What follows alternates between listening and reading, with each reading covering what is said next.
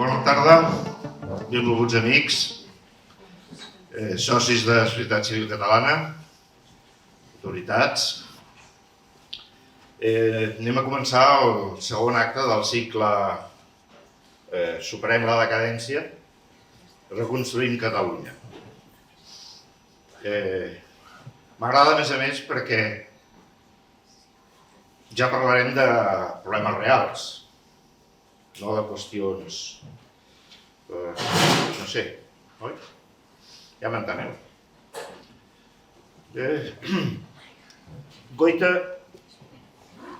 recordem l'acte anterior, on teníem en Borniol i teníem Alejandro Macarrón. Es va dir que se dijo que la población de España desde 2018 tiene un crecimiento vegetativo negativo, de orden de 50.000 residentes menos cada año. Mueren más que no nacen. Y en cambio, hasta ahora, incluyendo 2025, la población española ha crecido en 2,5 millones. Eso quiere decir que ha habido una inmigración neta, que se han quedado, han venido más, pero se han quedado legalmente, porque claro, las estadísticas se lo recogen lo legal, 3,3 millones de personas. Bienvenidos. Pero, desde el punto de vista de la vivienda, esto supone más de 1 millón de viviendas adicionales. ¿Y qué ocurre? Pues mira, ocurre que se están entregando 80.000 viviendas al año. En otros tiempos se entregaron 400.000 viviendas al año. Se estima que la demanda es de 250.000 al año. Con lo cual, llegamos a la conclusión que hay un déficit de 1,1 millón de viviendas en España. Bien, lo estamos viendo, ¿no? Es un problema de oferta. Es un problema de oferta. No es un problema de demanda. Y en cambio, en todos los niveles de la administración, por decirlo de este modo, ¿no?, más neutro, se han tomado medidas, casi no me atrevo a decir se han hecho políticas, porque se han tomado medidas de demanda, de proteger la demanda y al revés, que perjudican a la oferta, por lo menos a la oferta ya de viviendas existentes. Y no digamos la nueva oferta. De modo que nos encontramos muchas veces, ¿no?, los economistas o los ciudadanos normales también, que la administración, que los políticos, como decimos vulgarmente, ¿no?, hacen lo contrario de lo que es evidente que habría que hacer y persisten en ello. Claro, esto por otra parte tiene un coste tremendo. Bien, hoy tenemos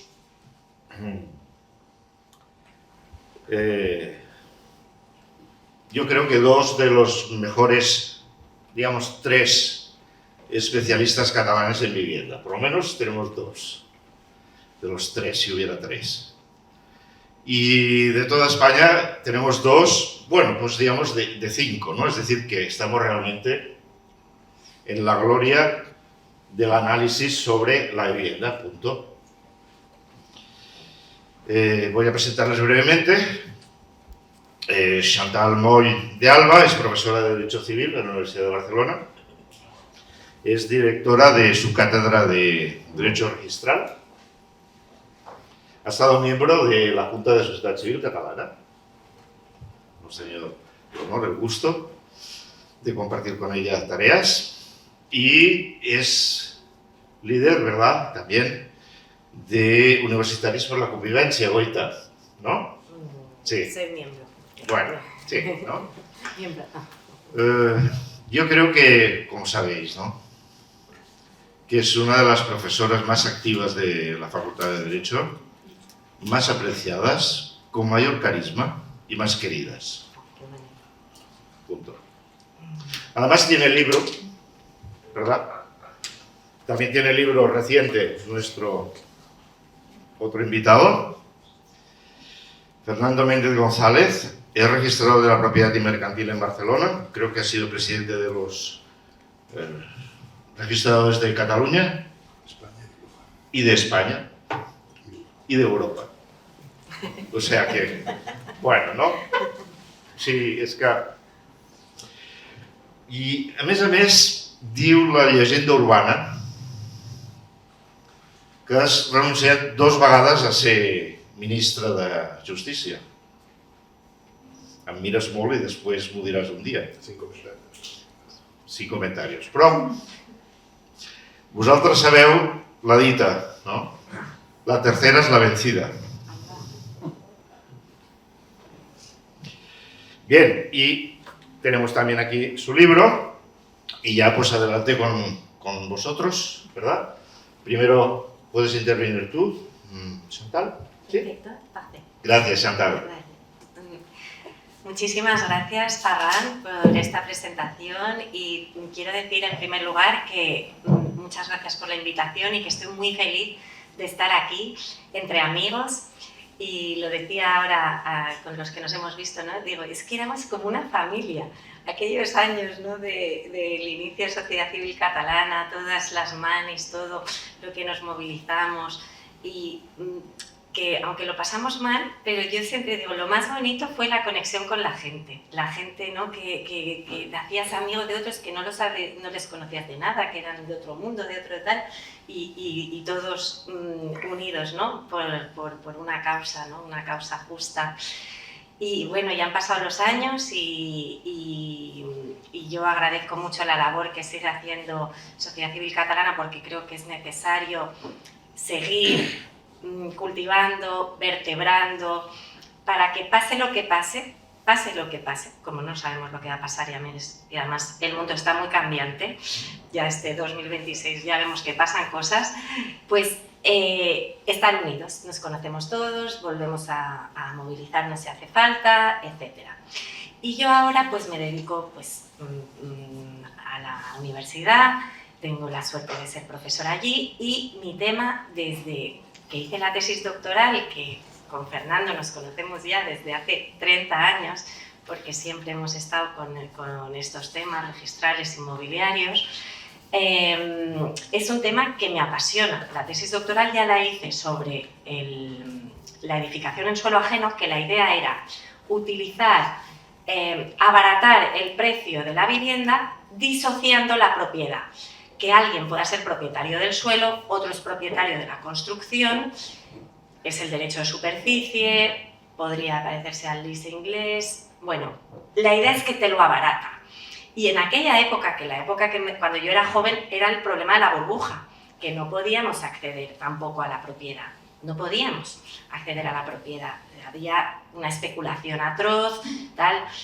Y entonces, bueno, allí la problemática era un poco frenar esa especulación y abaratar costes. Por eso, bueno, en la tesis doctoral propuse aquella idea, que ya se utilizaba en Francia. La verdad es que tampoco descubrí la pólvora, sino que una parte la hice en París, la tesis, y vi, es que allí hacen esto de que uno es propietario del suelo y otro es propietario de la construcción temporalmente. Y digo, oye, es que si yo soy joven y me ofrecen una vivienda, pues no sé, en vez de pagar 300.000, me ofrecen por 100.000 euros tener una vivienda, me da igual que sea por 50 años. Es como aquellas plazas de parking que hay por Barcelona, ¿no? El sistema de la concesión.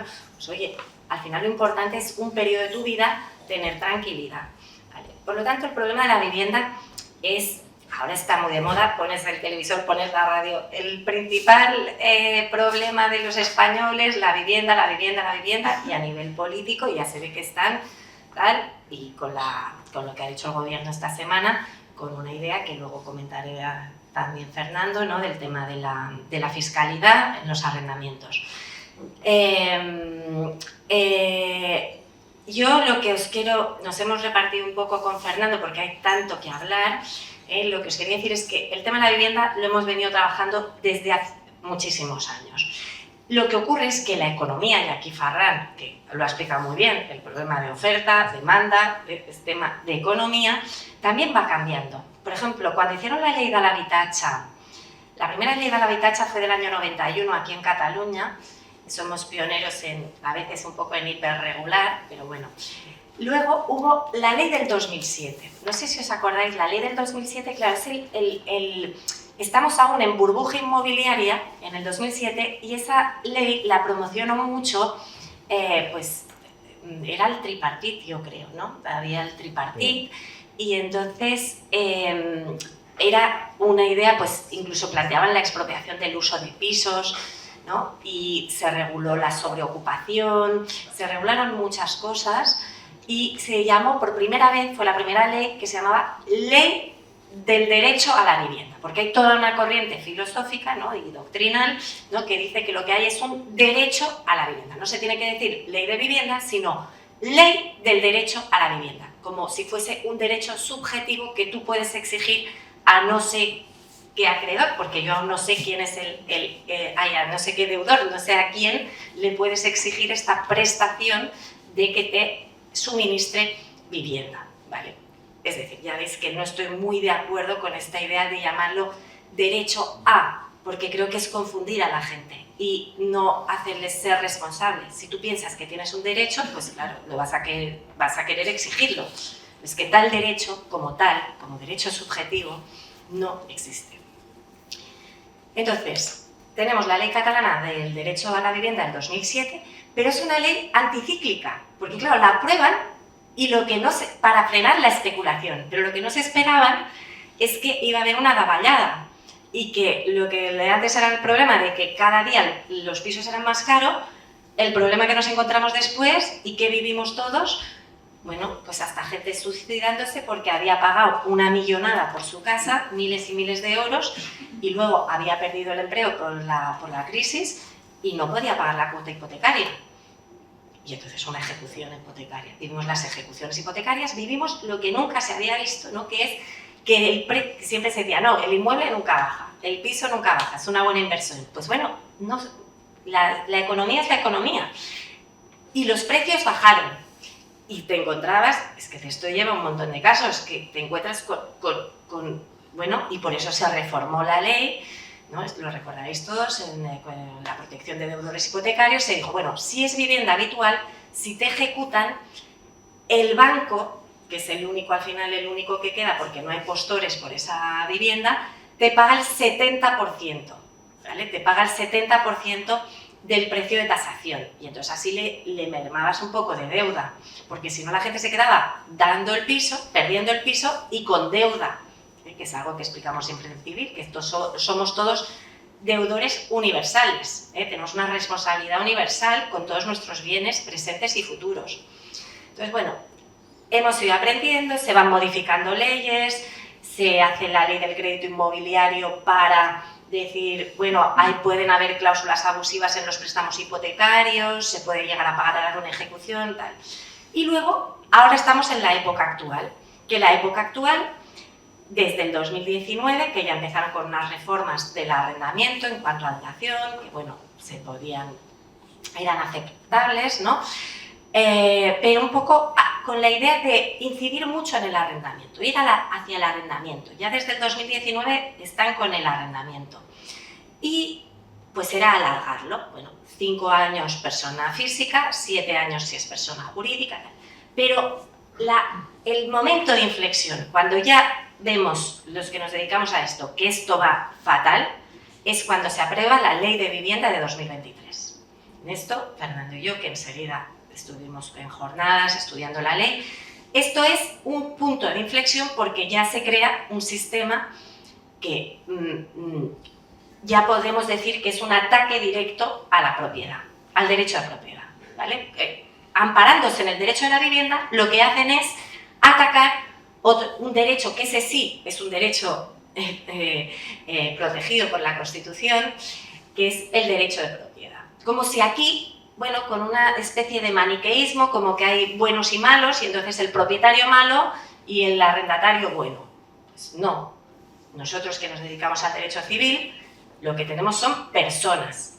Y las personas son iguales. Y las personas se han de respetar. Y las personas llevan a pactos. Las personas no son tontas. Las personas no necesitamos que nos vengan a decir todo el rato lo que tenemos que hacer, porque cada uno tenemos nuestros intereses y podemos autorregularlos. Es que es la base del derecho civil. La libertad civil de llegar a pactos, porque las necesidades de ahora, bueno, es que pues lo vemos en el día a día. Gente que se divorcia ahora, divorciarse es un lujo. ¿Dónde metes al marido? ¿Dónde lo metes? Y digo el marido pensando, bueno, pues quizás va a ser la mujer que se atribuye el piso. El pobre marido, o la pobre mujer, voy a ser igualitaria, pero bueno, era por decir lo que pasa más habitualmente, ¿no? ¿Dónde se mete? El otro día en la tele salió que ahora están vendiendo trasteros y que algunos se meten metido en un trastero con las cosas, porque ¿cómo lo haces? ¿Te quieres divorciar? No hay. Me he metido y digo, mira, antes de ir a la conferencia voy a echarle un vistacillo a las plataformas. Claro, ya lo he visto. Ahora las plataformas te distinguen larga temporada y corta temporada, ¿vale? Ya te lo dicen. Y digo, hostia, qué bien, pone larga temporada, a ver quién se atreve, a ver quién es el valiente que se atreve, propietario, a poner su piso en larga temporada. Claro, empiezo a ver, todo mansiones, claro. ¿Por qué eran todo mansiones de 300 metros, de tal? Porque claro, yo me he quedado muy sorprendida porque digo, pensaba que no había oferta. No, claro, hay oferta de los pisos de 300 metros cuadrados, que son los que, a partir de 160 creo que es, ya no tienes al tupal de lloguer. Cuando tu piso es más al grande que 160 metros cuadrados, ya no tienes la limitación de precios, ya no tienes la maquinita estatal comunista que te dice, tú vales tanto, pum, pam, pim, pero ¿has visto la casa? Ah, no tengo ni idea. La mía vale poquísimo y estoy indignada porque mi casa es súper bonita, de verdad, porque nadie ha visto que tiene luz, que tiene una esquina, que tal, es un primero, entonces como es primero ya me dicen, va, esto valdrá poco. Pues no, es muy bonita y tiene mucha luz y eso a alguien le podría gustar mucho, pero es que no la pienso alquilar nunca, porque bueno, digo yo, pero es que no la pienso alquilar, ¿sabes? Porque si yo tuviese la necesidad, si me tuviese que ir a Madrid, que es lo que siempre digo, ¿cómo puedes controlar las necesidades de la gente? ¿Cómo puedes saber si alguien tiene un pariente enfermo, si se tiene que ir a trabajar un tiempo? Y más para la juventud, ¿cómo puedes bloquear a las personas de esa manera? Y bueno, pues un piso menos. Entonces he mirado la plataforma y ¿qué veo? Todos eran mansiones en larga temporada y luego he ido a ver las habitaciones, ¿no? Que hay también las habitaciones. Entonces en las habitaciones he visto que hay bastante oferta, que entonces os tengo que decir, en Cataluña somos campeones, como os decía, de la regulación y entonces vamos más allá de la ley de vivienda estatal, que es la que crea las zonas de mercado tensionado. Cataluña fue la primera en ser tensionada, en declararse tensionada. Ahora he visto que ya hay 4 más, están varias localidades del País Vasco, en Navarra y La Coruña en Galicia. Estas son las zonas tensionadas declaradas a enero de 2026. Y entonces en Cataluña se han aprobado varios decretos, como están con l'habitatge, y es un arma electoral. Ya hicieron una cosa en junio del año pasado que era una vergüenza total, lo comento mucho en el libro, con la problemática del gran tenedor y con un derecho de tanteo y retracto, de manera que si tú adquieres de una persona que es gran tenedora, que gran tenedora aún no sabemos lo que es, pero más o menos es, porque en las publicaciones de la Generalitat hacen una interpretación extensiva y cogen todas las definiciones posibles. Es 5 inmuebles, ¿vale? O más de 1.500 metros construidos, ¿vale? 5 inmuebles, con luego el lío que todo el mundo me viene, chantal, pero si yo tengo copropiedad, ¿cómo se cuenta? Al final se hace una cosa que en mi opinión es totalmente antijurídico, pero como nadie sabe cómo resolverlo, van contando metros, es decir, hacen la proporción de los 1.500. Pero nosotros sabemos que la cuota es una cuota ideal, nunca han sido no corresponde a un número físico. Bueno, hacen eso, que vas contando, si tienes 20%, pues haces 20% de metros de eso y vas sumando a ver si llegas. Bueno. Además, tributs i l'Agència de l'Habitatge no se ponen de acuerdo en el criterio a escoger. Uno dice que incluye la vivienda habitual y otro no. Entonces hay un poco de lío y de inseguridad jurídica. Esto lo denunciamos mucho en el libro. Y ahora se acaba de aprobar el 31 de diciembre, ya lo sabéis, ya ha entrado en vigor la regulación específica de alquiler de habitaciones y alquiler de temporada. Lo que vienen a decir básicamente es, si tú alquilas una habitación, no es temporada, sino que una habitación es para siempre, ¿vale? Con lo mismo que dura el alquiler normal, que el alquiler normal, no os lo he explicado, pero de aquello que os dije de 5 años y 7 años, al final con todo un sistema de prórrogas complicadísimo, con mis alumnos lo calculamos, te puedes estar 12 años en una casa. El propietario tiene que plantearse que quizás si le meten todas las cosas tal, pueden 12 años no recuperar la posesión, ¿vale? Entonces, si tú alquilas una habitación, ¿sabes?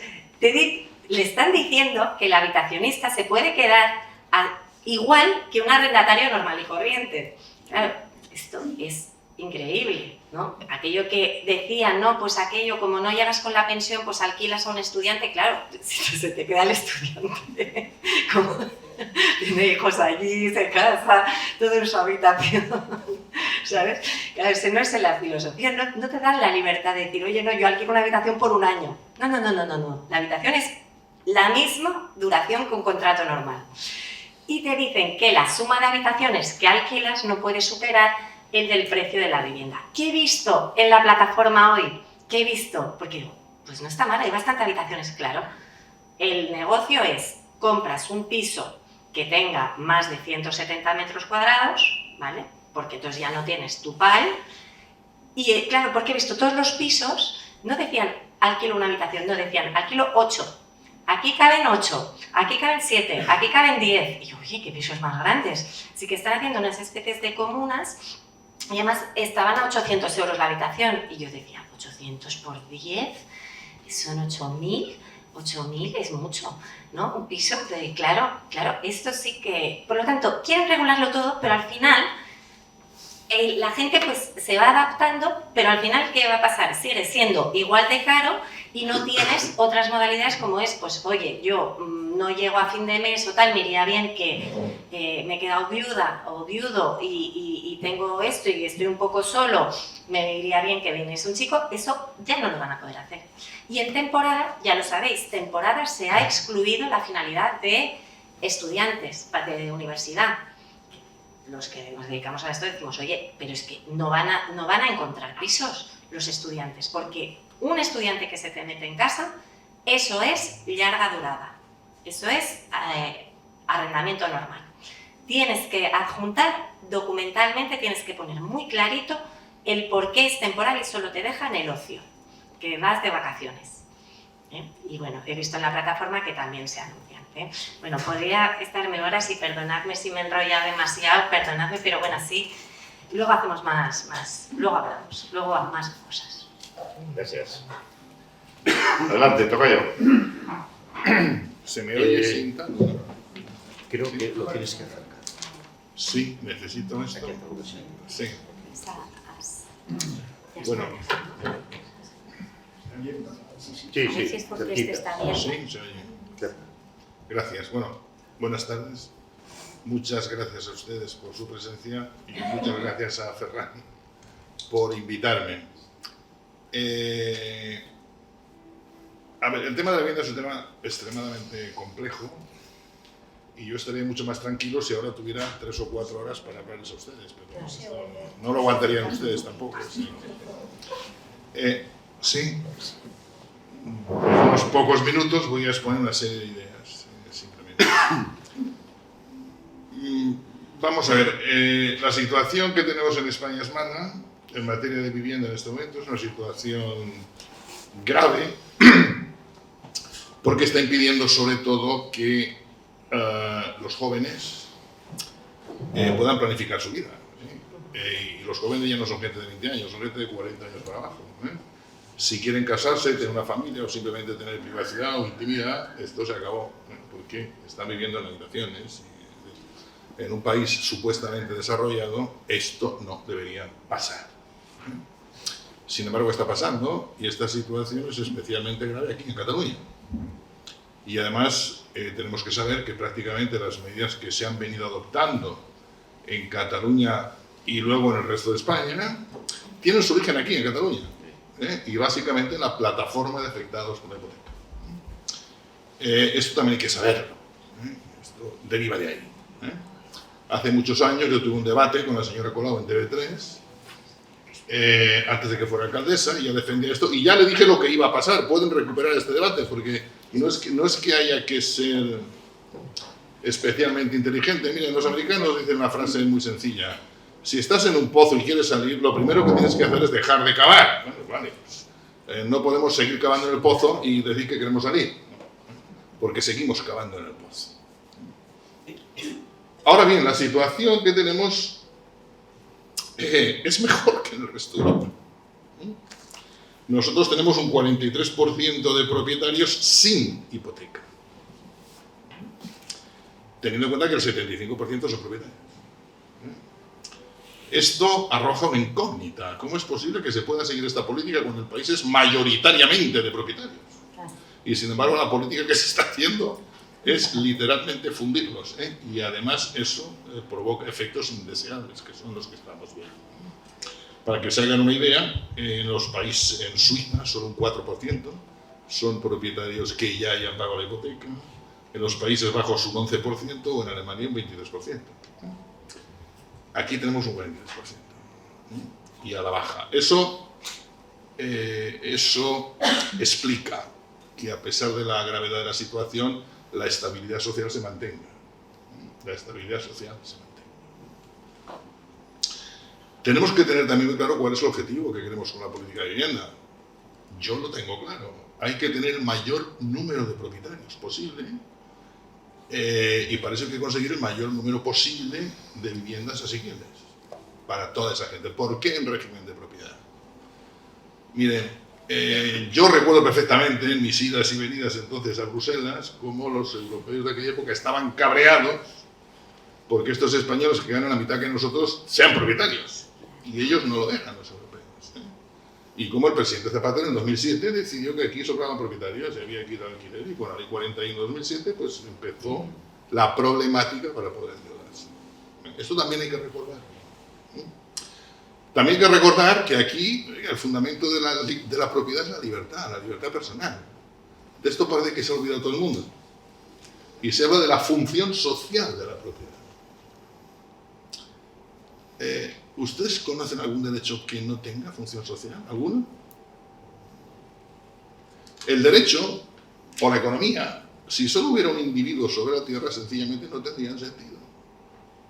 La economía y el derecho tienen sentido cuando los bienes son escasos, susceptibles de usos alternativos, y hay competencia por los recursos. Es cuando juegan la economía y el derecho. Y si no se sabe esto, mejor que uno se esté en su casa y esté callado y no diga tonterías. Porque muchas de las decisiones que se están tomando por las razones que se están tomando, pero demuestran una ignorancia enorme, sonrojante, sobre qué es una economía de mercado, cómo funciona. Oiga, mire usted, la prosperidad depende de la especialización, o sea, de la división del trabajo. De eso depende la productividad, de eso depende la competitividad, y de eso depende la riqueza, de eso depende el bienestar. Si nos cargamos lo primero, se acabó todo lo demás, lo que produce es pobreza. Eso es lo que estamos haciendo. Yo he oído a un señor diputado, cuyo nombre prefiero no decir, diciendo que si en España alguien tiene dinero, que lo invierta en bitcoins, o que lo invierta en oro, pero que no se le ocurra invertir, porque la vivienda no es un negocio, es un derecho.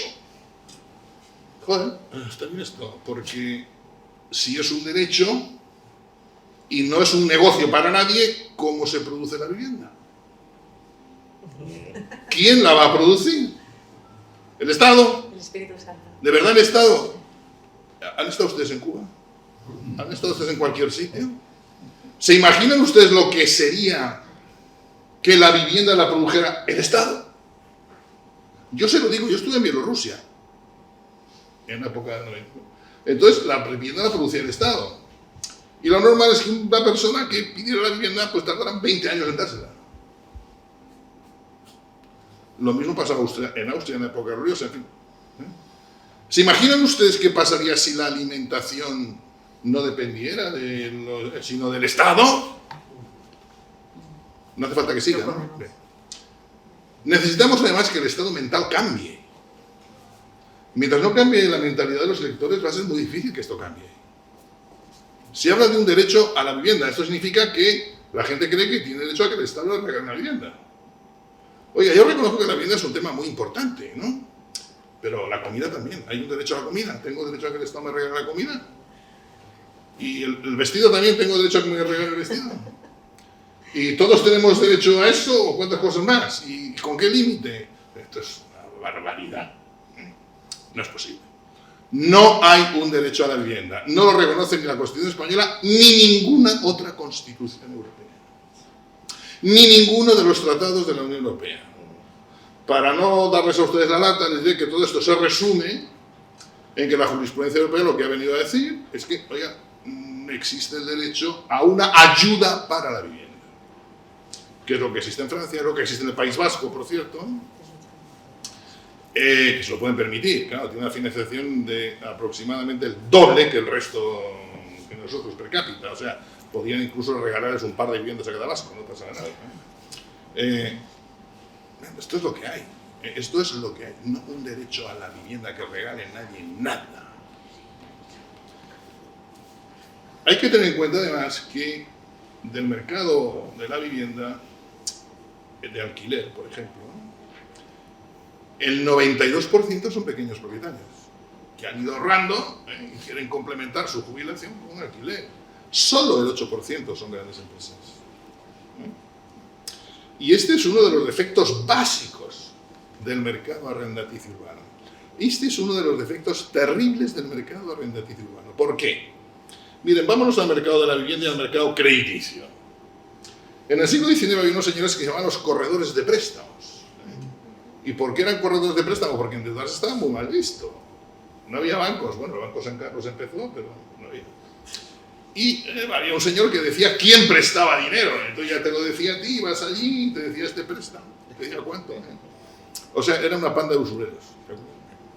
La ley hipotecaria precisamente surge, y el registro de propiedad surge para que no haya un burladero de usureros, sino para que se pueda desarrollar el crédito y se pueda facilitar los intercambios, etc. Y eso permite el desarrollo de todo un sistema financiero que llegó a ser el más competitivo de Europa, con los préstamos hipotecarios más competitivos de Europa, con los mejores tipos de interés de Europa.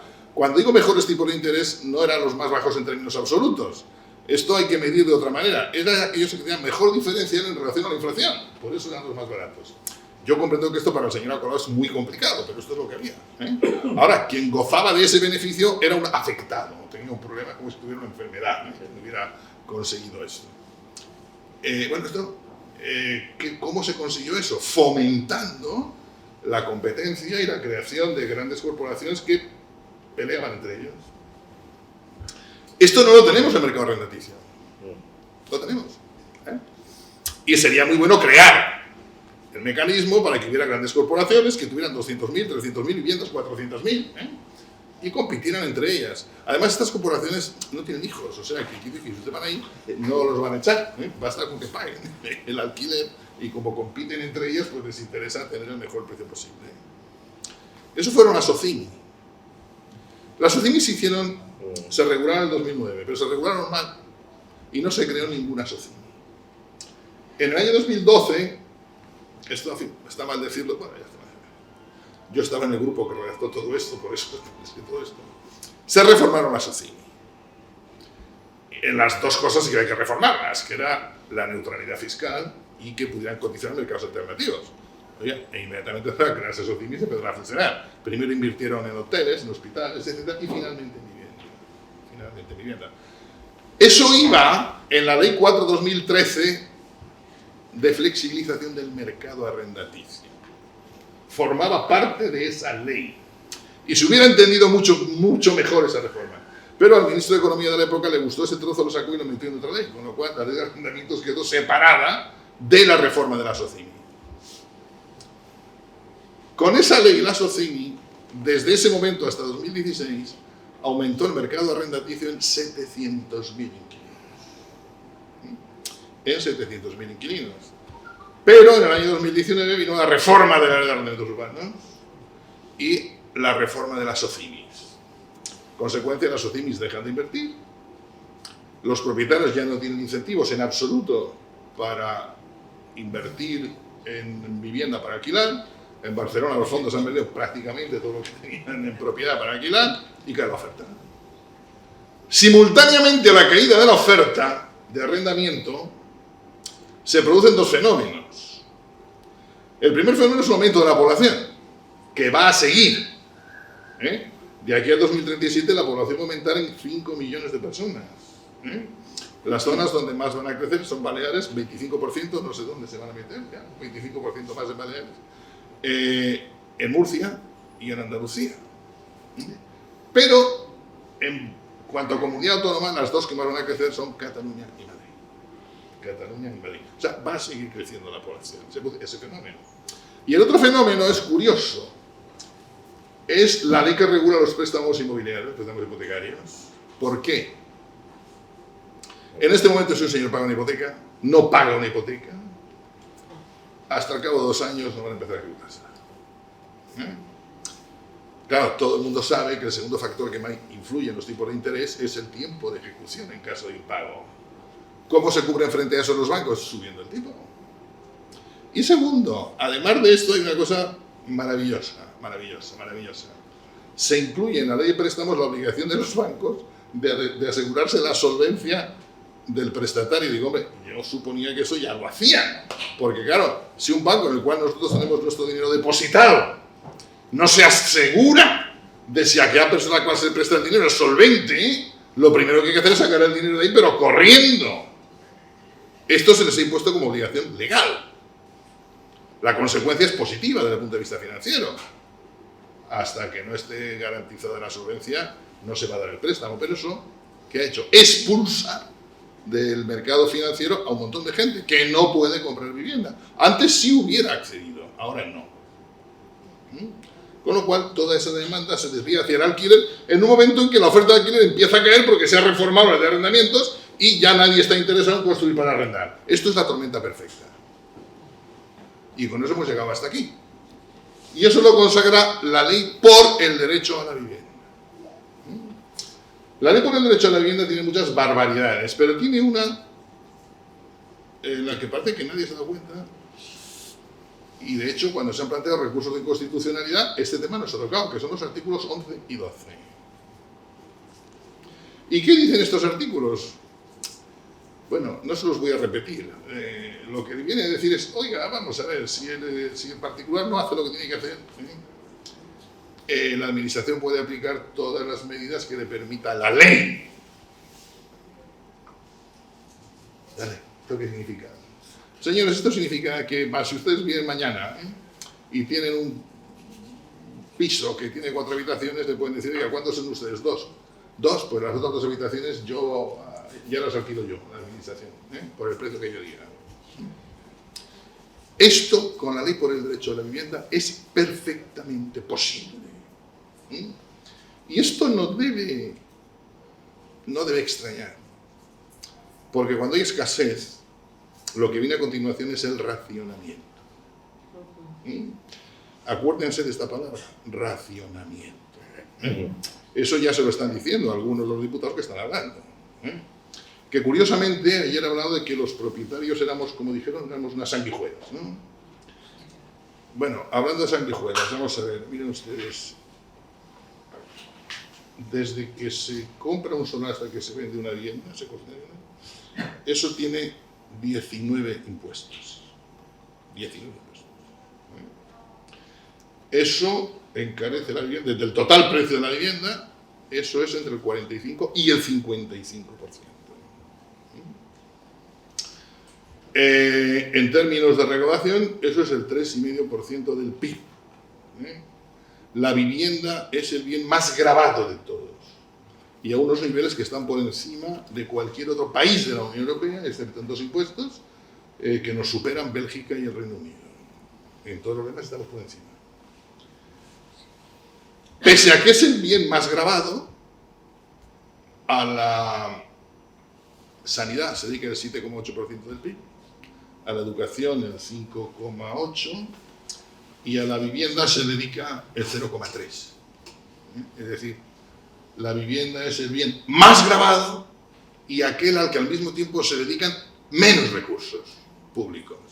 Sin embargo, nos dicen nuestros políticos que están muy preocupados por que no tengamos vivienda y que la culpa es de esas sanguijuelas de los propietarios, cuya rentabilidad bruta está en torno al 5,5%. O sea, que teniendo en cuenta la inflación, ni siquiera llegan a cubrir la inflación.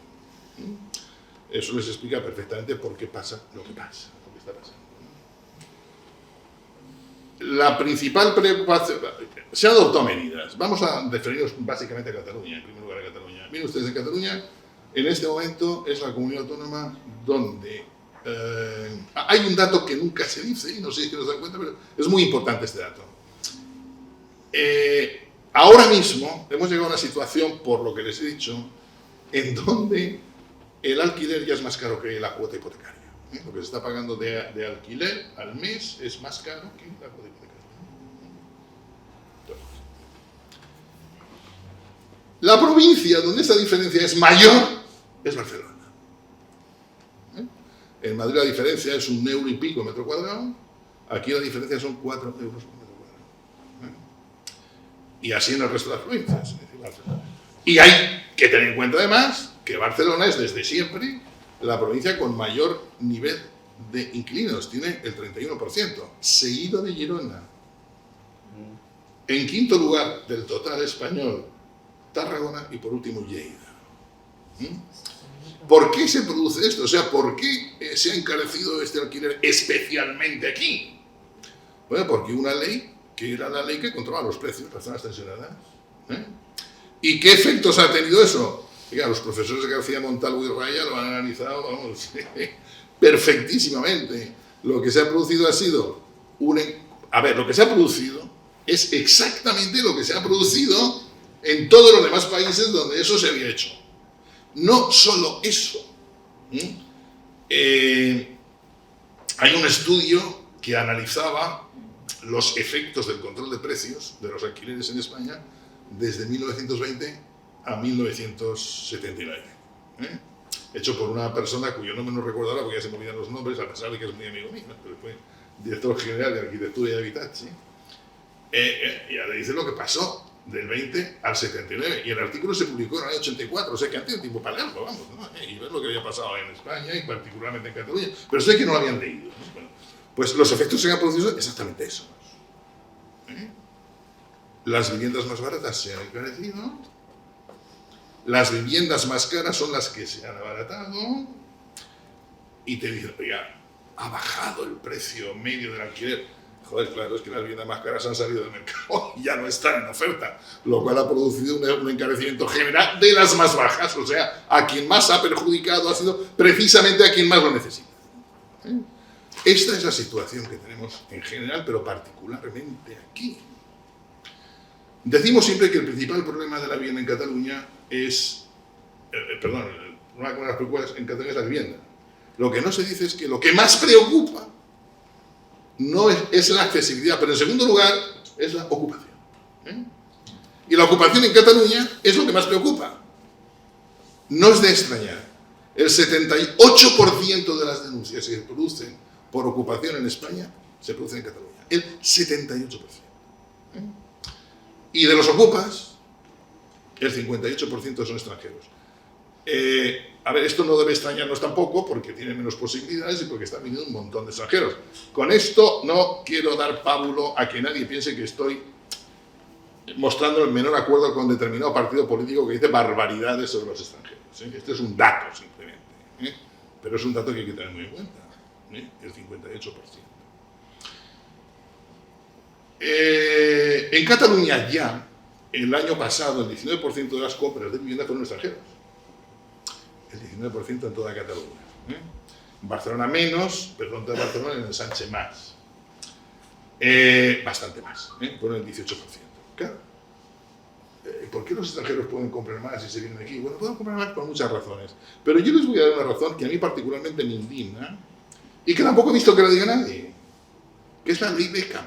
La ley Beckham, señores, sí, la ley Beckham. ¿Qué significa la ley Beckham? Pues que a los extranjeros que vienen aquí, casi todos, menos algunos, porque no hace falta cumplir prácticamente ningún requisito, muy pocos, empresarios, directivos, nómadas digitales, los que vienen aquí desplazados con carta de desplazamiento por su empresa, hasta 700.000 euros de ingresos anuales, pagan el 24% de impuestos sobre la renta. Comprenderán ustedes que tienen mucho más dinero disponible para comprar una vivienda que un ciudadano español. ¿Creen que esto es mantenible? ¿De verdad creen que esto es soportable? ¿Y si ganan más de 700.000? Bueno, si ganan más de 700.000, a partir de ahí ya pagan el 48%, o sea, aún menos que nosotros aquí en Cataluña. O sea, hay que exiliarse, estarse 5 años fuera y volver. Entonces, vuelven aquí, oiga, van a pagar mucho menos. De hecho, podrían estar 5 años con lo que tengan ahorrado y cuando vuelvan ya, ¿verdad? Pues va a salir lo comido por lo servido y van a estar mejor. Esa ley hay que derogarla inmediatamente. Oiga, no veo ni que el PP ni que el PSOE ni nada. Ni este señor diputado que dice que nadie invierte en vivienda, que es mejor invertir en bitcoins y no sé qué. O el señor que dice que somos sanguijuelas, ¿no? Pues tampoco se ha ocupado de esto. Eso hay que reformarlo. Tenemos otro grave problema, que es la burocracia. ¿Qué es la burocracia? Esto lo puso ya de relieve perfectamente el Tribunal de Defensa de la Competencia en un informe que hizo en el año 95 y que me he traído aquí para leérselo, ¿no? Pero bueno, no lo voy a buscar, está aquí, se lo voy a contar peor que si se lo leyera. Hay un programa que arranca de la primera ley del suelo, que es cómo organiza el urbanismo y la burocracia urbanística. Miren, lo lógico es que la legislación urbanística y los planes marquen las limitaciones, que hay que hacer y a continuación vigile si se cumple o no se cumple la ley. No, no es este el modelo que tenemos. El modelo que tenemos es que cada pasito que quiera dar un propietario o un promotor, cada pasito tiene que pedir permiso y autorización. Con lo cual el propietario es que no puede decidir ni si tose o no tose. Eso ralentiza enormemente el procedimiento y además con una discrecionalidad y arbitrariedad que todos conocemos. Eso está cuantificado. Esto encarece el precio final en torno a un 30%. Y yo le voy a poner a ustedes un simple ejemplo. Vamos a ver, señores. Los derechos que ustedes tienen, si son propietarios de un suelo, derivan del plan. Del plan. No derivan de la licencia, de ninguna licencia. La licencia no es un acto constitutivo de derechos, es una comprobación que hace la administración sobre si lo que ustedes piden se acomoda a la ley o no. Oiga, y para mirar eso se tardan 2 años, 3 años, no crean ustedes que se lo toman, lo hacen rápidamente, No. En un momento determinado se dijo, bueno, silencio positivo si la administración no contesta.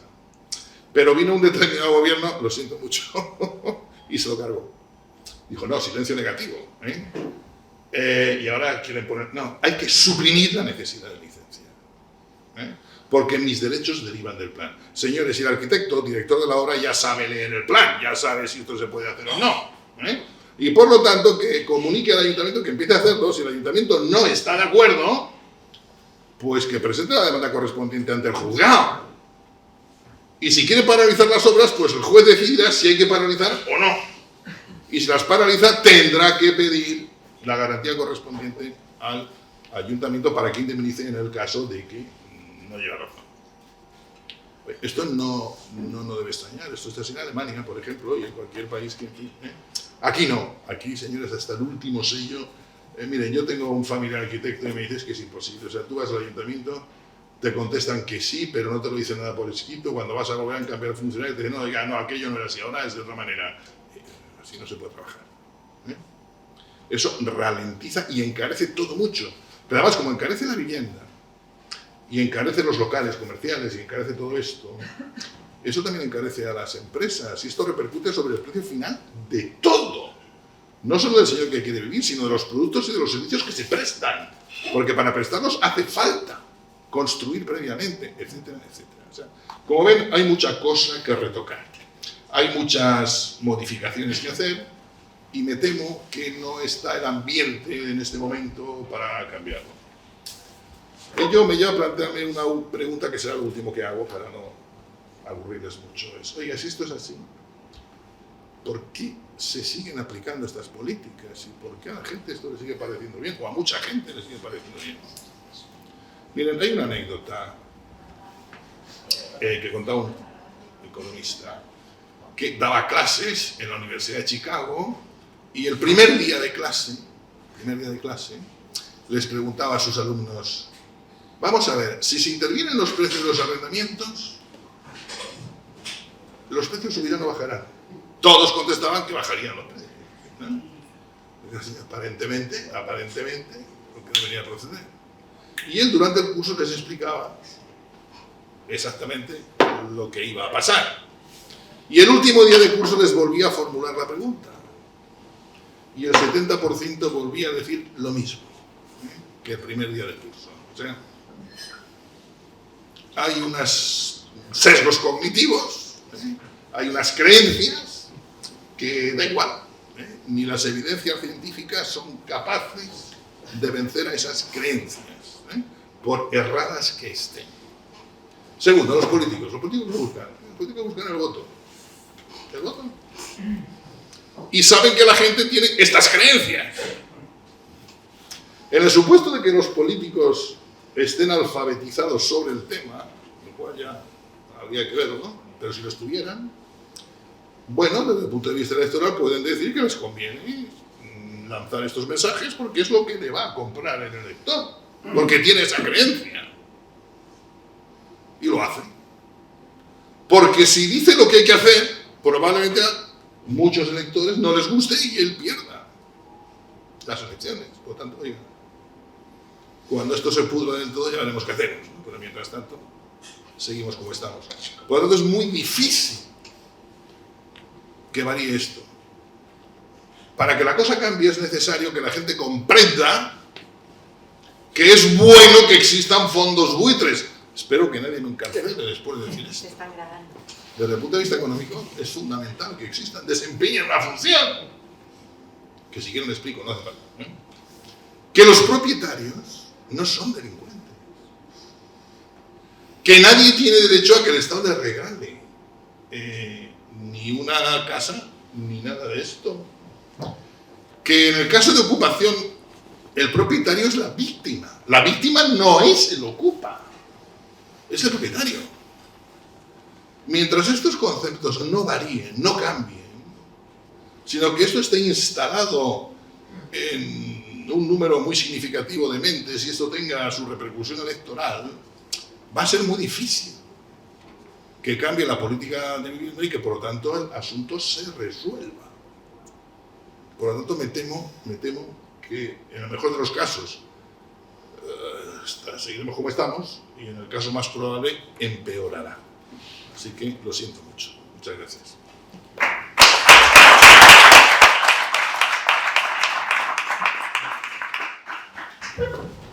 Wow. Suposo que dintre d'uns anys, quan hom vegi el que s'ha dit avui aquí, senti, no sé, una mena de vergonya tremenda, no? Bé. Jo soc més optimista, Paz Fernando. Soc més optimista. Ya empezamos el debate, sí, ¿no? Y que también pueda la simpática. Sí. Yo quiero decir que, bueno, ha sido magistral. A Fernando le quiero muchísimo y realmente os recomiendo mucho su libro porque es que es una joya. Y cómo estudia y cómo además tiene mucha visión y experiencia de muchos años a nivel internacional comparativa, así que es un tesoro. Entonces, esto que lo último que has dicho, en esto lo último no estoy de acuerdo. En todo sí, y lo de la ley beca es muy importante. Pero en lo último, yo sí que creo que yo veo los jóvenes, además, no, al ver los chicos en la facultad, mis propios hijos, yo noto que algo está cambiando, porque es que ellos están viendo que no cuadra, que algo no cuadra, que les están diciendo una cosa, pero que es que la realidad es que si el co-living, que si la habitación, que si no hay trabajo, que si no sé qué. Es decir, al final la gente tampoco es tonta, es decir, hay como un clash, ¿no? No coincide el discurso con la realidad. Y yo creo que muchos jóvenes se están dando cuenta. Estoy totalmente de acuerdo con Fernando en que sí que es verdad que hay que hacer pedagogía. Y por eso nosotros tres somos profesores. Y creo que tenemos una gran labor en ese sentido de ir lanzando mensajes fundamentados, que no es que nos lo hemos inventado, lo de la libertad civil, lo de la autorregulación de los intereses, lo de que existe el derecho de propiedad, que no existe un derecho a la vivienda, que el empresario no es un demonio, que el propietario no es un demonio, no, el empresario crea riqueza, el propietario es el que te puede solucionar el problema de la vivienda. Es decir, creo realmente que hemos llegado a un punto que lo que hay que hacer es un cambio total, pero es decir, como un meneo, y que no nos da vergüenza, ¿sabes? Que no nos da vergüenza, como un meneo y respiraremos un poco mejor y de repente dices, ay, pues es verdad. Y si el dinero empieza a fluir, los negocios empiezan a florecer, hay intercambio, hay posibilidad, hay vida que puedes vivir, no que todo está prohibido, que no te puedes ni divorciar. Gracias. Yo estoy encantado de que en este caso lleves razón, ojalá lleves razón. Yo estaba de registrador en un determinado sitio cuando empezó la crisis. Antes de que empezara la crisis yo estaba preocupado porque es que la gente no hacía más que divorciarse, o sea, es que era una cosa tremenda. Llegabas al despacho y cada día entraban 5, 6 o 7 convenios reguladores y de por aquí no va a quedar nadie casado. Y vino la crisis. Desaparecieron los divorcios. Claro. Ni uno. Es de ricos. Y a continuación vinieron las consultas. ¿Cuál era la consulta? Mire, es que veníamos a preguntarle a ver si podíamos partir el piso en 2. Y entonces, pues bueno, esto depende de los vecinos, de los estatutos y del plan. O sea, fíjate cómo cambió la cosa en año y medio. Estas cosas van muy rápidas. A ver, ojalá, pero aquí hace falta una bajada más que notable. Veamos, claro, no toco el tema de impuestos porque me cabrea mucho. Miren ustedes. Voy a ponerles algunos ejemplos que me resultan particularmente indignantes. La vivienda, por ejemplo. Ustedes tienen de doble y triple imposición. O sea, es que ustedes pagan plusvalía, pero además pagan el incremento que venden y demás. Pero es que además, oiga, como se mueran y sus hijos tengan que heredar, aparte de sucesiones, vuelven a pagar plusvalía. No se equivoquen, ¿de acuerdo? Y se hacen donación 3/4, y además el que dona tiene que pagar el impuesto correspondiente por el incremento que tenga. O sea, es una cosa tremenda, ¿vale? El impuesto de sucesiones en Cataluña subió más del 50% y la subida se produjo cuando la gente estaba muriendo a centenares en los hospitales en el COVID. Y la prensa no dijo nada. Y eso ahora mismo dificulta enormemente la sucesión en la propia vivienda. Cuando una sentencia del Tribunal Supremo dijo, con la compraventa con subrogación, que el impuesto lo tienen que pagar los bancos, evidentemente no, porque lo van a repercutir inmediatamente en el... ¿Qué hizo la Generalitat? Como todas las comunidades autónomas, duplicar el impuesto de actos públicos documentados. Mientras nos están diciendo, o nos estaban diciendo, el derecho a la vivienda, y en fin, que hay que pelear por el derecho a la vivienda.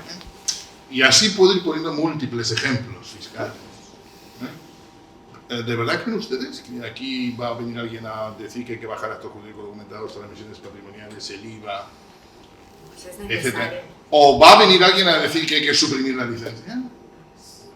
Entre otras muchísimas cosas, Esto de verdad ¿Alguien conoce algún partido político de cualquier ideología que esto ni siquiera se le pase por la cabeza? Porque como no se toque esto, y no hemos tocado el tema del suelo, es muy difícil.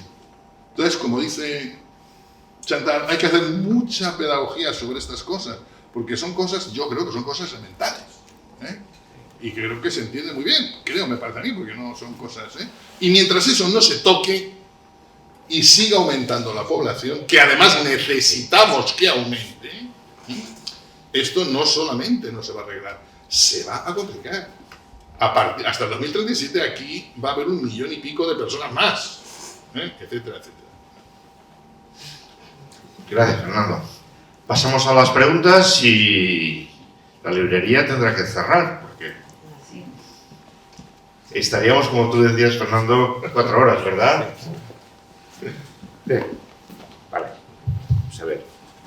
Preguntas. Pues, después de una explicación tan espléndida, mi pregunta sería la siguiente.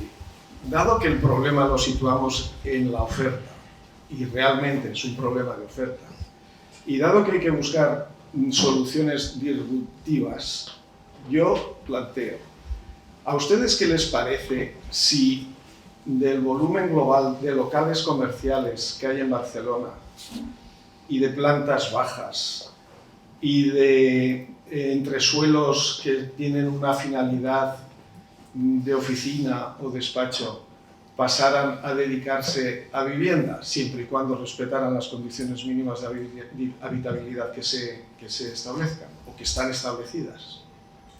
Bueno, no quiero vender mi libro porque ya tiene 1 año de antigüedad, lo pongo ahí, eso hay que hacerlo. Eso hay que hacerlo. Es absurdo que no se haga. ¿Usted ha estado en Tokio? ¿Está en Tokio? No. En Tokio, en la ciudad, usted puede hacer lo que quiera. Puede construir lo que quiera. Aquí ahora, los teóricos están hablando del urbanismo multifuncional. ¿Qué quiero decir con eso? Ustedes ahora lo que tienen son zonas que son de un solo uso. O sea, tendrán zonas que son comerciales, otras que son viviendas, otras que tal igual. Lo que se va a proponer ahora, lo que se está proponiendo, es que precisamente para revitalizar las ciudades sean zonas multiuso. Y por supuesto sean los promotores, los propietarios, los que dedican a que lo usan dentro de los múltiples usos que debe haber en cada zona. Esta es una variación, pero hay otra. Es que eso que usted dice debe permitirse, pero ya, pero inmediatamente. Sí, pero no se está haciendo. No se está haciendo y tú lo tiene pides zonas vacías. A ver qué decirlo desde el ayuntamiento, pero es que tú lo pides porque lleva un montón de casos de estos y no hay manera, por la edificabilidad, no te dejan el cambio de uso, no te deja el ayuntamiento. No sé si aquí los que sabéis que por qué, qué pasa, por qué no lo dejan. Bueno, la legislación actual no lo permite, hay que cambiar la legislación.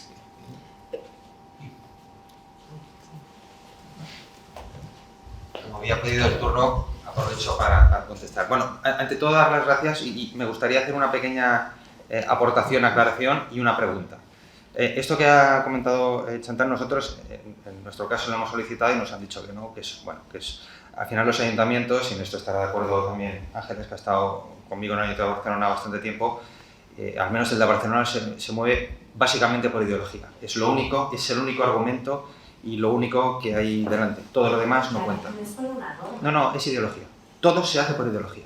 Absolutamente todo. No quieren hacer el cambio de uso, pero hubieron unas manifestaciones, hay unas declaraciones que decían que sí hay que aprovechar los locales como ya tal, pero no se ha hecho nada. No quieren. Es una cuestión ideológica. Bueno, yo quería hacer una pequeña matización, si se me permite, porque bueno, se ha hablado de pedagogía. Yo la verdad es que estoy completamente de acuerdo en todo lo que se ha dicho, menos en una cosa que me sabe mal decirla, pero la tengo que decir. Porque se ha dicho que hay un partido que dice barbaridades de extranjeros, y lo siento, si se dice por Alianza Catalana, pues lo respeto. Si se dice por Vox, como representante de este partido, justo con mi compañero y seguramente algún votante que hay aquí, tengo que discrepar y basarme también en datos, que veo que usted ha dado datos interesantes, y es que las barbaridades que dice Vox, en este caso es que las personas que vengan a delinquir tienen que estar fuera. Creo que no es ninguna barbaridad no querer delincuentes en tu país, y nos basamos en datos del Ministerio de Interior, de los Mossos d'Esquadra y de Guardia Urbana. Más que nada porque es muy fácil atacar siempre ahora mismo, es muy recurrente, es muy sencillo, pero nosotros nos basamos en datos y no criminalizamos a nadie por su por de dónde es, sino por lo que hace. Si viene aquí a Vilar al Matar, pues lógicamente aquí no cabe. Esta era mi puntualización. Siento hablar de política, pero me he sentido aludido. Y quería hacer una pregunta. Chantal, el tema del Gran Tenedor, la Generalitat amenaza con multas muy altas. Pero claro, hay mucha gente que no sabe si es Gran Tenedor, porque no se pone de acuerdo. Entonces, ¿esto cómo se puede solventar? Porque realmente hay personas que no saben que son grandes tenedores y sin saberlo, pues están ahí. Personas que por miedo o creen o no lo saben, se registran en el Gran Tenedor, con lo cual están completamente fiscalizados. ¿Cómo se soluciona esto? Gracias. Pues sí, efectivamente hay un problema grave de inseguridad jurídica y por eso hicimos el libro. Y somos un montón de personas allí, hicimos también las jornadas. ¿Te puedes creer que en la mesa cada uno decía un concepto diferente? Y que a nivel normativo está, la primera definición vino en una ley catalana, la del 2015, aquella de la emergència, de no sé qué. Allí fue la creación del Gran Tenedor. El Gran Tenedor es Made in Cataluña. Nos hemos inventado esto del Gran Tenedor. Y entonces ha gustado y como, mira, como la teoría, ¿no?, de Juan Milián, que el procés se ha expandido, pues el Gran Tenedor también. Todo lo exportamos todo esto. Y entonces ahora ya es legislación estatal. Pero la definición estatal del artículo 3 de la Ley de Vivienda, el 3K, no coincide con la que había de la ley de emergencia climática de aquí, que era mejor. Para el Congreso Nacional de Vivienda lo estuve volviendo a mirar y digo, oye, pues casi la de la ley del 2015 casi no estaba tan mal, porque hemos ido a peor en la definición. Entonces, la Ley Estatal de Vivienda dice, las comunidades autónomas podrán también decidir en su memoria de la declaración de zona tensionada si rebajan lo de los 10 estatales a 5. Y Cataluña lo hizo en 2024.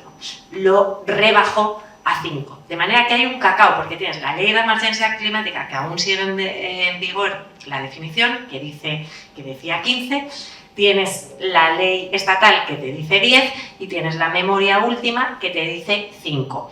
¿Qué hace el Ejecutivo, ¿no?, la Administración, cuando te diriges allá? En la página web de la Agència d'Habitatge te pone todas las definiciones. Si usted es esto, esto o esto, es.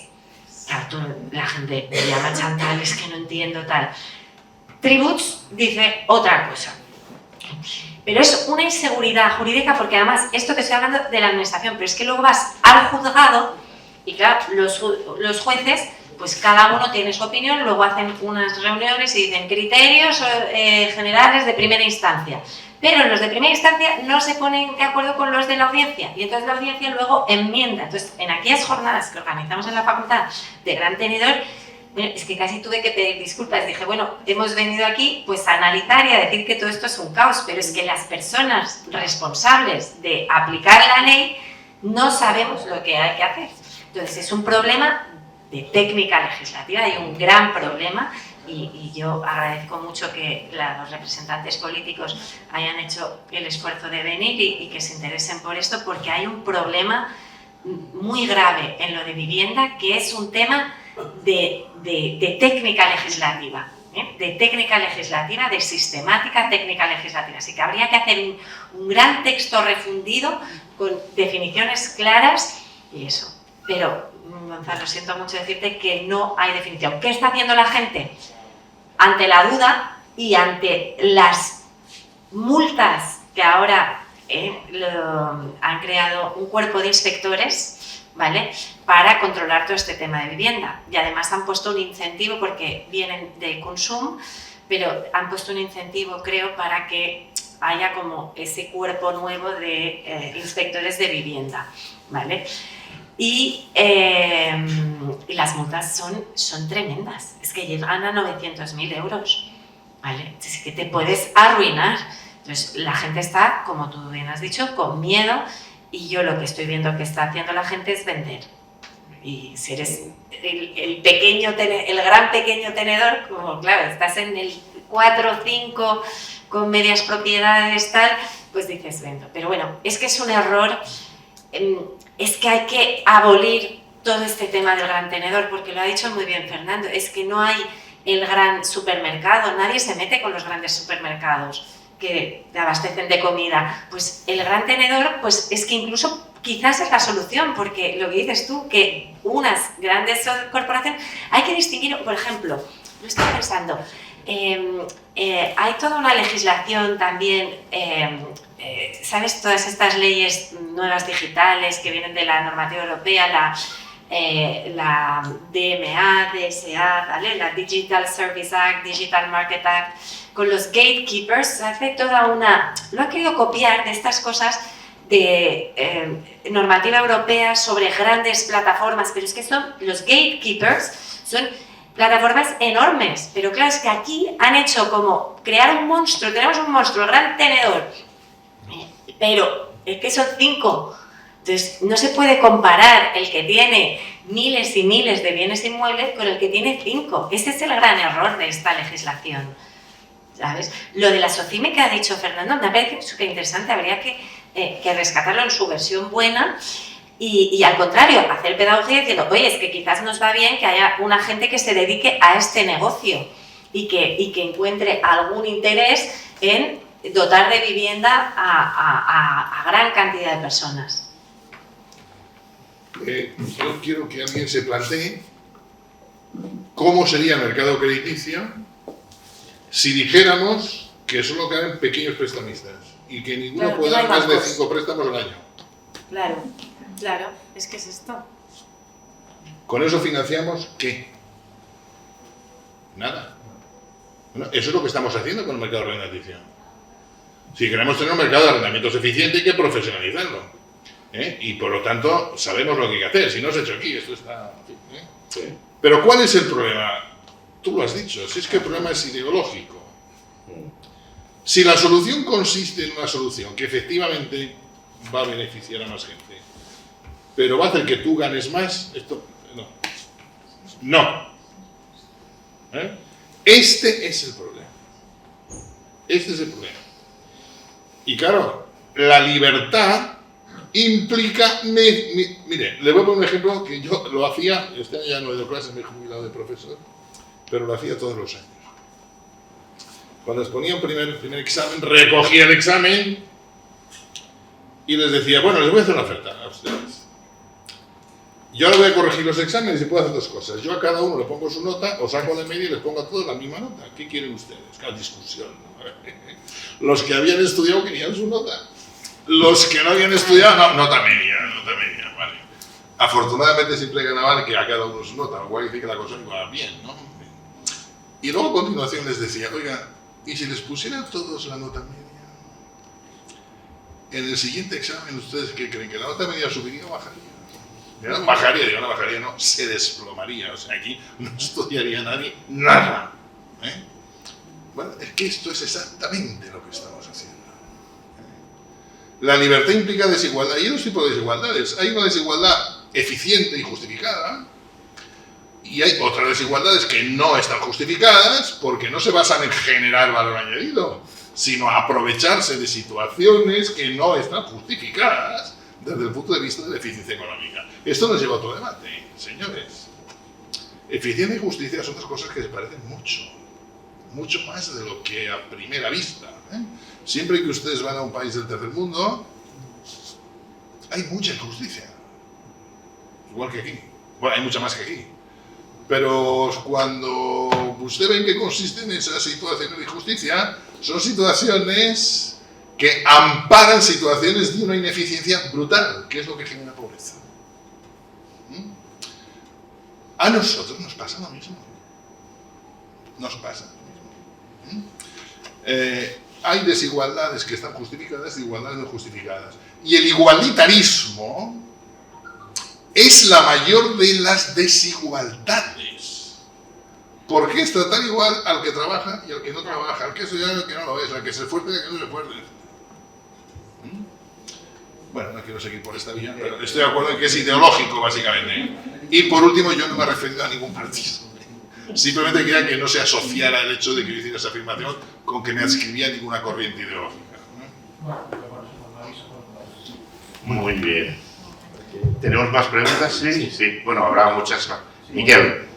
Muchas gracias a los ponentes, que ha sido una exposición interesantísima.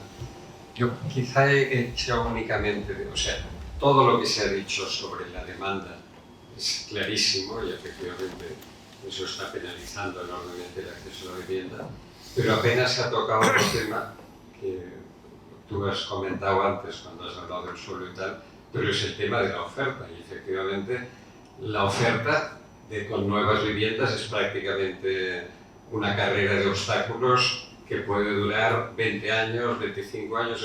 Yo trato con bastantes promotores y están desesperados porque tienen los distintos niveles, la Generalitat, el Ayuntamiento y tal, entre unos y otros. Pero mientras no haya una mayor liberalización también en ese tema, si no hay oferta y cada vez aumenta más la demanda, el problema es absolutamente insoluble. O sea, yo creo que quizá estamos pecando todos de hablar poco del problema de que se facilite y pueda haber una mayor oferta. Muchas gracias. Bueno, yo creía que había hablado de que los problemas estaban en la oferta, además. Sí. Vamos a ver, totalmente de acuerdo, pero ya que toca ese tema voy a añadir otra cosa. En el tema de la vivienda concurren 3 administraciones. No solo hay que cambiar la filosofía de la burocracia a la que me refería antes, a la que se refería el Tribunal de Defensa de la Competencia en el 95. No solo eso. Hay que procurar que esa simplificación sea una simplificación coordinada y común entre las 3 administraciones.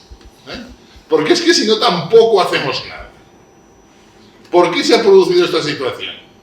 Por 2 sentencias del Constitucional, 2 sentencias del Constitucional que declararon competencia de las comunidades autónomas la vivienda hasta un punto en que declararon la ley del suelo.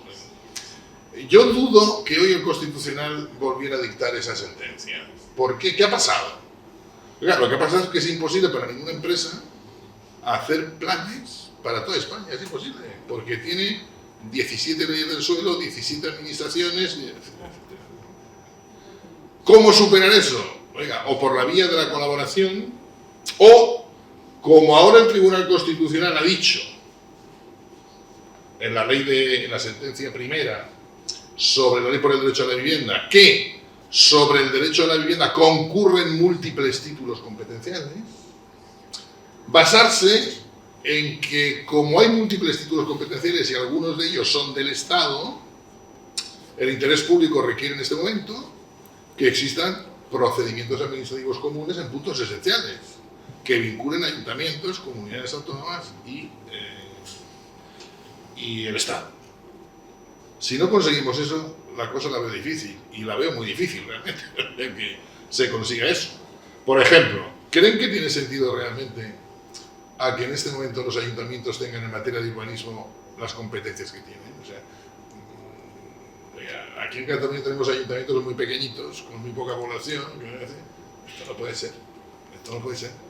Y además, con el sistema de financiación municipal, que es otro de los temas que no ha resuelto la democracia. La financiación municipal, claro, la mayor parte de la financiación va por la vía de la concesión de licencias.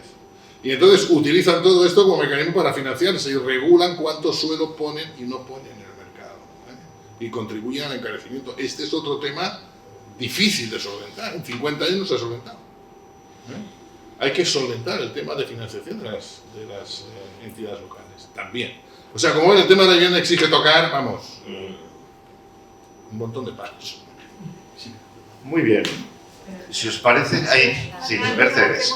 Primero quiero felicitar a Fernando y a Chantal por la brillante exposición y por afrontar desde la troncalidad el problema de la vivienda. Y además, los libros que habéis escrito son muy interesantes, nos han ayudado mucho a todos. Y también un tema muy importante desde el Parlamento de Cataluña, que se acaba de aprobar esta ley, y el principal ataque es a la propiedad. Hoy en día en Cataluña los elementos de la propiedad, que es la tenencia, el disfrute y la disposición, te han eliminado 2. El disfrute no te permite cobrar el arrendamiento que necesitas o que mereces, y luego la disposición, porque te limitan la disposición. Por lo tanto, nosotros en el Parlamento hemos hecho interpelaciones y quejas en ese sentido, defendiendo la propiedad, y ellos te antepones el derecho a la vivienda cuando no existe este derecho, pero ellos lo niegan. Entonces, yo lo que quiero decir es que desde el Partido Popular estamos absolutamente en contra, que además vamos a presentar un recurso de inconstitucionalidad porque limitan el temporal y lo regulan desde Cataluña cuando no tienen competencia y además tampoco pueden intervenir en el precio porque tampoco tiene un título habilitante, o sea, es un tema, los grandes tenedores. Yo pedí en la ley que armonizaran la definición, lo pedí y no me lo aceptaron. No lo aceptaron. ¿Por qué? ¿Y te dijeron que es verdad que hay una...? No, porque dicen que en función de la finalidad. Por lo tanto, ellos no definen el concepto, y lo dije y además lo pedí como enmienda, porque dicen que es en función de la finalidad y que por lo tanto si la finalidad es impositiva tiene una, etcétera, etcétera. Sabéis también que además por ser gran tenedor tiene el ayuntamiento el derecho de tanto y retracto de cualquier compraventa. Esto lo comento mucho. Esto es una barbaridad, es una barbaridad. Es una carga que claro, y como para mínimo, segundas transmisiones. exacto. Si tú un día compraste a un gran tenedor, estás como si te ves a un leproso. Exacto, por lo tanto ellos atacan la propiedad y como decís muy bien, lo que no quieren es que haya ningún enriquecimiento. Y ahora os quiero decir dos cosas. Una, el debate ahora está en decir que a través de la vivienda nadie se puede ganar dinero ni enriquecer, y han presentado una propuesta de ley para limitar la transmisión de bienes porque consideran que es especulación el tener un beneficio en cualquier transacción de vivienda. Y han presentado, bueno, es que estamos absolutamente en contra, pero han creado un grupo de trabajo. Y os lo digo porque es el siguiente paso. Pues el PSC, los comunes y Esquerra Republicana. Y entonces ellos han creado un grupo de trabajo para limitar ahora todavía más. O sea, en lugar de evaluar las políticas y ver que son absolutamente contrarias al objetivo que persiguen, que es que haya más vivienda y que además están hundiendo el mercado y que lo están hundiendo todo, no evalúan las políticas. Para limitar la compraventa, sí. Y luego, y el destino de tu vivienda, a lo que ha de ir, a lo que no. Sí, sí. Han creado el grupo de trabajo y los grupos de comunes, Esquerra y la CUP han presentado una proposición de ley que encima quieren que se tramite como lectura única. Para que veáis hacia dónde vamos. Comunismo puro. Que ya no sea profesora de Derecho. Pues no. Me quedo sin temas que exacto. Ya se acabó la arrendamiento, se acabó la compraventa y ya.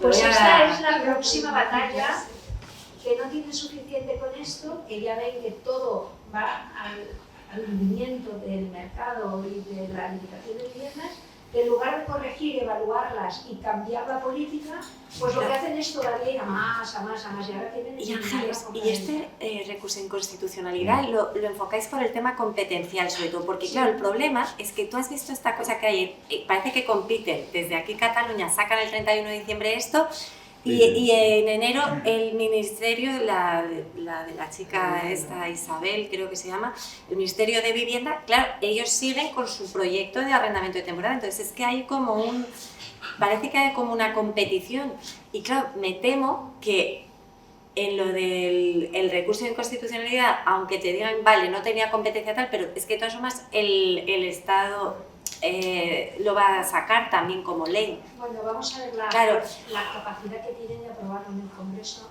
Claro, eso sí que están más débiles, claro. Exacto. Vamos a ver la capacidad que tienen, pero es que aquí es inconstitucional porque el Consell de Garantías que presentamos nosotros el recurso, el Consell de Garantías, sí. Durante muchos años, en 2 dictámenes, ha dicho que era inconstitucional.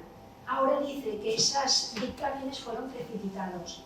Y por lo tanto, ahora ha cambiado de criterio y dice que es constitucional, cuando nosotros hemos dicho que es un dictamen político, porque en lugar de analizar las competencias, apela a la humanidad, a la vivienda, a los derechos humanos, con lo cual... Y luego, una cosa, perdona, que aprovecho que está ahí en la cocina de las leyes, con el Código Civil de Cataluña, porque tanto que han dicho, ¿no? Y yo me dedico a eso, al Derecho Civil de Cataluña, pero claro, es que a los de civil nos tienen totalmente apartados.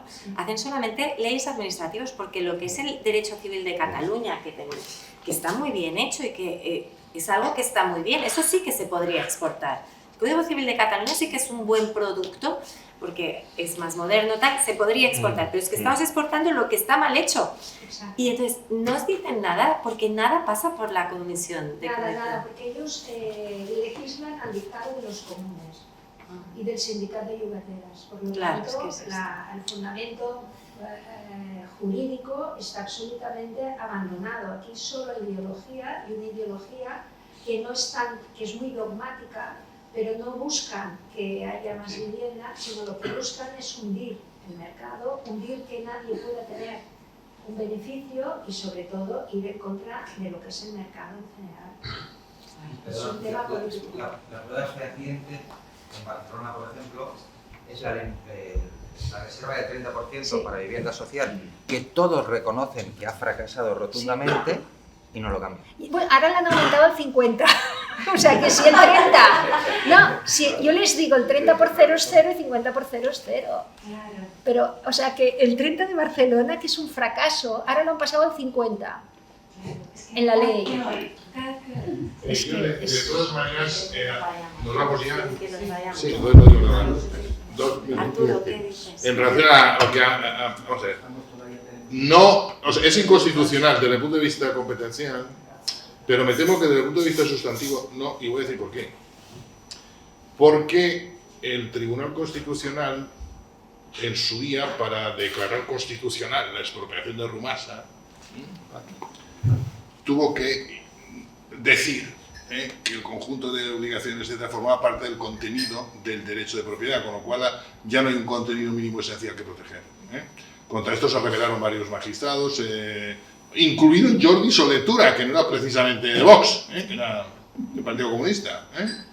Pero eso está ahí. Eso está ahí. Y por lo tanto, también tengo que decir que en esa sentencia el presidente del Tribunal Constitucional, que era García Pelayo, había anunciado su voto en contra porque él era el que decidía, estaban empatados.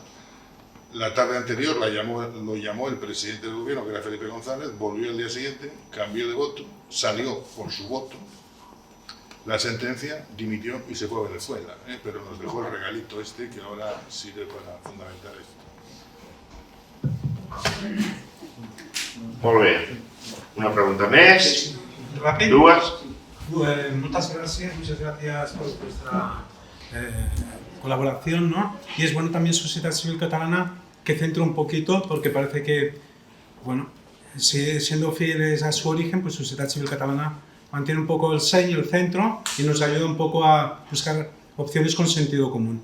En este caso, bueno, yo creo que, como decía bien Chantal, sí que hemos exportado también el procés, hemos pasado del procés catalán al procés español.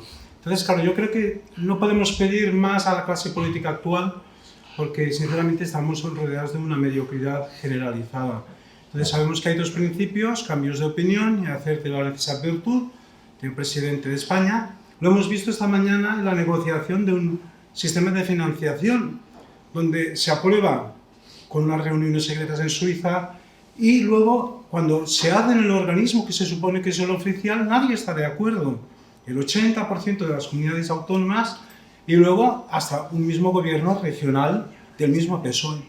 Entonces, no podemos pedir más. Yo simplemente quería hacer esta reflexión porque no es una época para pedir sentido común, opciones centradas. Vamos a pedir un nuevo cambio de gobierno, si es posible, pronto, y a partir de ahí a ver qué sucede. Es simplemente una reflexión. ¿Qué pensáis de lo que dijo Rufián, una familia, una casa?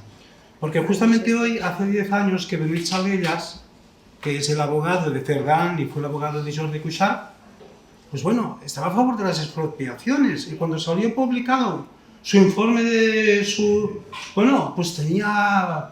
En fin, y una nota, un socialista de pro, Zapatero, que ha multiplicado por 100 su riqueza, sobre todo con inversiones mobiliarias. Entonces, esa doble moral, ¿no? Esa doble moral es lo que está bien para el pueblo, para el socialismo en particular, bueno, es fruto de mi... Y una única cosa, ahora mismo Rufián, el proyecto que va a hacer para España, se supone, cuenta con la CUP, ¿no? Es decir, al final los extremos se tocan y yo creo que no podemos pedir más. O sea, estamos en un gobierno en las últimas, donde es un foco, donde todo el mundo pide y consigue y bueno, tenemos que esperar una nueva época a ver si por suerte tenemos más sentido común. Mire, yo te puedo decirte con lo siguiente. Yo durante una época de mi vida trabajé mucho para el Parlamento ruso, cuando empezaba el cambio, y había un chiste que funcionaba en aquella época. Y el chiste decía qué es el comunismo. El comunismo es lo que está fuera de las murallas del Kremlin. ¿Qué es el capitalismo? Que tenemos lo que hay dentro de las murallas del Kremlin. Bueno, pues creo que vamos hacia ese modelo, más o menos. Sí. Yo también me voy a referir a un país del este. Tengo el honor de ser profesora visitante en la Universidad de Bucarest. Y claro, yo al principio, antes de ir a Bucarest, no sé, pues lo veía así, digo, será muy comunista. Pero llego, todo tan bonito, parecía París. Más pequeño, pero son Arc de Triomphe, tal, unas casas súper bonitas. Digo, oye, pero ¿y cuando había el comunismo todo eso y que no había propiedad? Digo, ¿y quién vivía en estas casas tan bonitas? Y dice, no, eso la gente del partido. Claro. Entonces, propiedad, una persona, una casa, sí, pero ¿qué casa? ¿Y quién te la da? ¿Y quién se queda con la casa del paseo y tal, y con terraza o jardín? ¿Sabes? Así que no, es que ya está estudiado y es historia, y yo de verdad quiero acabar con una nota de optimismo. Yo creo que los tiempos van a cambiar, que aunque tenemos unas regulaciones que es que ya no se pueden ni estudiar ni explicar, porque ya esto, pero yo creo que va a volver el sentido común, y sobre todo por la juventud y por las necesidades que son las de siempre. Así que acabemos con esta mirada de optimismo y que estamos aquí todos reunidos para también hacer que cambien las cosas. Muchas gracias.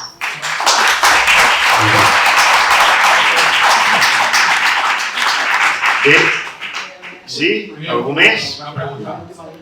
La Unión Europea dice que el problema de la vivienda es global en toda Europa. Entonces yo quería preguntar si hay algún país que esté enfocando bien el tema de la vivienda. Y otra cosa, en España tenemos una natalidad bajísima. Los jóvenes no pueden acceder a casa.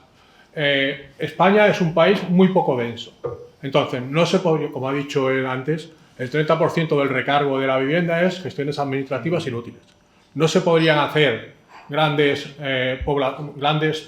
urbanizaciones que colaboren todas las administraciones que estén en las afueras de las grandes ciudades conectadas al centro y que se pudieran vender más baratas. Eso no se puede explicar a la gente, porque tú ves cualquier debate de vivienda y la gente le están diciendo que la culpa es del propietario.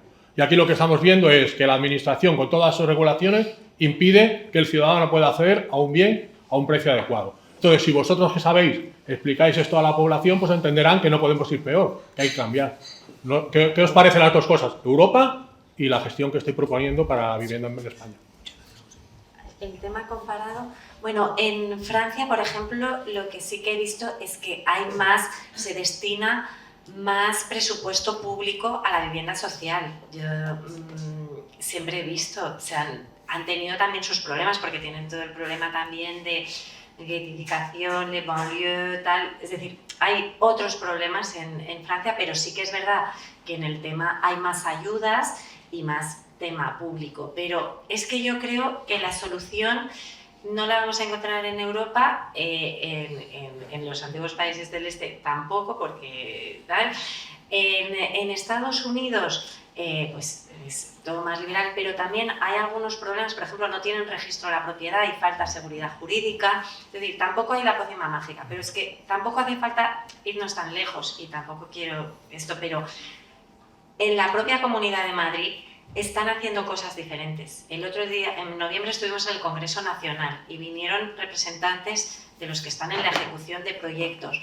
Claro, en la Comunidad de Madrid, aplicando unas políticas pues, más liberales, están consiguiendo más oferta. Y es verdad que allí también hay un problema de que se han subido disparos los precios. Dicen mucho que gente con gran poder adquisitivo extranjero ha tomado todo Madrid. Pero bueno, no hay la varita mágica, pero lo que sí que veo es que lo que hay que hacer es desfiscalizar. Hay que desfiscalizar y hay que, lo que decía también el compañero, aumentar la oferta, protegiendo a la propiedad y apoyando a los constructores, que son los que se dedican a esto. Esa es la bueno, gracias. Yo ya he dicho que tenemos 4 o 5 horas, no sé cuántas, y que no se puede ir tocando todo, ¿no? He hablado de Europa y he dicho que nosotros estamos mejor que en el resto de Europa. He dado las cifras de las principales. A ver, nosotros dedicamos muy poco a la vivienda social, pero esto también requiere sus matizaciones. Hemos seguido un modelo diferente y, en mi opinión, mejor. Y además el profesor Nassarre, que es una gran autoridad en materia de vivienda, está de acuerdo en que el modelo fue mejor, porque en España no ha habido nunca vivienda pública. Lo que ha habido es un mercado libre y un mercado regulado, que era de las VPO que ustedes conocen. Y eso daba lugar a que hubiera propietarios y no inquilinos. Robert Ellickson es un catedrático de la Universidad de Yale, una persona muy prestigiosa en el ámbito del análisis económico del derecho. Está casado con una francesa. Y venían mucho a veranear por aquí, por el Costa Brava. Y dice, bueno, me planteo a veces por qué en Francia de vez en cuando se montan estos sitios que se montan, donde queman coches, casas, etcétera, sobre todo por las banlieues, y en España no. Bueno, porque en España, en Santa Coloma de Gramenet, en Sabadell, son propietarios y en las banlieues tienen alquiler social. Y esto no les da ningún tipo de raigambre, etcétera. Hay otro problema que no hemos tocado. Me referiré ahora. A lo que usted se refería, mire, es mucho más fácil que eso. Si pusiéramos unas comunicaciones estupendas, Barcelona, Vilafranca del Penedès, Vic, etc., tenemos un territorio maravilloso para que la gente pueda estar viviendo a media hora de su lugar de trabajo. Y lo que haría falta es mejorar las comunicaciones, hay que tomarse el tema de la vivienda. Mira, ahora estamos todos muy preocupados por Ucrania, hay que fabricar tanques. Oiga, mira, no sé, hay que fabricar tanques. Lo que hay que hacer es que la gente pueda tener vivienda. Y para eso hay que ponerlo como prioridad, pero como prioridad real, no como prioridad discursiva. Y una de las medidas es mejorar sustancialmente las comunicaciones. ¿Qué pasaría si la gente pudiera venir de Vilafranca del Penedès aquí en 20 minutos? Bajaría. Bueno, oiga, en Londres la gente está viviendo a 200 kilómetros. Aquí estamos hablando de vivir a 50 o 60 kilómetros. Esto prácticamente eso le solventaría el problema de la vivienda en gran medida, etc. El otro tema al que me refería, propiedad y tal, vamos a ver. Mire, en este momento, tomando las estadísticas europeas, el señor que está de alquiler o que está pagando la hipoteca está destinando entre el 35 y el 40% de su renta, algunos más, pero el que ya ha pagado la hipoteca está destinando el 7%, simplemente de gastos. ¿Esto qué quiere decir? Quiere decir que si vamos hacia una sociedad de inquilinos, cuando esa gente se jubile, no podrá pagar el inquilino la casa donde está pagando el alquiler. Y esto es una bomba de relojería que estamos fabricando. Por eso decía al principio que ¿cuál es el objetivo? Propietarios. Y para eso hay que generar viviendas asequibles para la inmensa mayoría de la gente. Y eso nos lleva a decir cómo, pero ya no nos da tiempo tampoco. Chantal. Nada, para concluir, necesitamos un país de propietarios. Me parece muy bien esta idea que ha dicho Fernando, que tampoco tenemos que decir, porque a veces somos un poco como muy humildes y decimos, hay otros países y tal. No, es que no somos tan malos y es que no estábamos tan mal y es que probablemente nuestro nivel de bienestar viene por eso, porque las personas mayores pues tienen un bien y no tienen que pagar hipoteca y tienen que pagar alquiler porque ya lo han pagado cuando podían trabajar. Por lo tanto, a veces no hay que mirar tanto, ay, el extranjero, tal, es que tampoco están muy bien los otros. Hay que defender la propiedad, porque la propiedad es libertad y la propiedad es riqueza. Entonces, queremos un país de propietarios, no de proletarios. Justo lo contrario que dijo mi gran amigo Julio Ponce, que siempre dice esta frase que al parecer, me parece muy buena, pero al parecer lo dijo un ministro antiguamente, y decía, quiero un país de propietarios, no de proletarios. Y él, mi amigo, lo dice como, qué horror, ¿cómo podía decir eso? Y digo, Julio, es que yo estoy súper de acuerdo, es que eso es lo que tenemos que ir. Y en cambio es verdad que la tendencia actual, la que han comentado nuestros representantes, ¿no? ¿Qué se está buscando? Se está buscando un país de pobres, un país de gente sin bienes, un país de gente joven sin nada. A mí me lo dicen mis hijos, me lo dicen, mamá, quieren que no tengamos nada. Quieren que no tengamos nada, que estemos abonados a la suscripción y que no tengamos bienes.